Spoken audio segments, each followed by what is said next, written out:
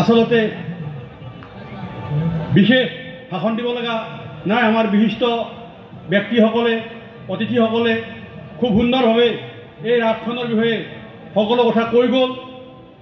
আৰু মই খালি এটা কথাই ক'ম, যোৱাবাৰো মই এই ৰাসত যেতিয়া প্ৰথম বৰ্ষিক আছিল মই আহিছিলোঁ, আৰু এইবাৰো মই ইয়াত আহিছোঁ। বিভিন্ন জেগাত সভা সমিতি, মেলা, অনুষ্ঠান, বহুত সকলোৰে আমন্ত্ৰণে আমি গৈ আছোঁ। কিন্তু মই এটা বস্তু দেখিছোঁ, আমাৰ এই বৰমাৰ যিখন ৰাস, ইয়াৰ যিখিনি কমিটিৰ মানুহ, ইয়াৰ যিখিনি ৰাইজ, ইয়াৰ গোটেই মানুহখিনিৰ যিখিনি ডিচিপ্লিন সঁচাকৈ অসমৰ ভিতৰত মানিবলগীয়া।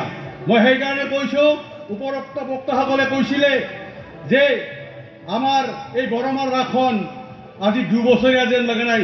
এই শব্দটো মই যোৱাবাৰে কৈছিলোঁ যে এইখন নলবাৰী ৰাসতকৈ মাত্ৰ ঠিক এবছৰ বা 2 বছৰ কম যেন লাগিছে।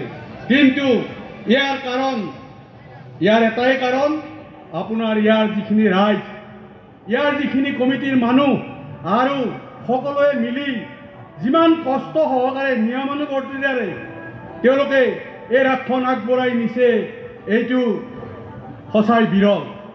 মই খালি এটা কথাই ক'ম যে যোৱাবাৰো মই কৈছিলোঁ, এইবাৰো কৈছোঁ যে এইখন ৰাজ কমিটিৰ মই আজীৱন সদস্য হৈ থাকিম বুলি মই সকলোকে কৈছিলোঁ। আজিও কৈছোঁ, আজীৱন মৃত্যু নোহোৱা পৰ্যন্ত মই এইখন ৰাসৰ লগত সদায় লাগি থাকিম। এইকাৰণে লাগিম। যিকোনো খবৰৰ বাবে যোগাযোগ কৰক 7099017330 লগতে 7099017110 নম্বৰত।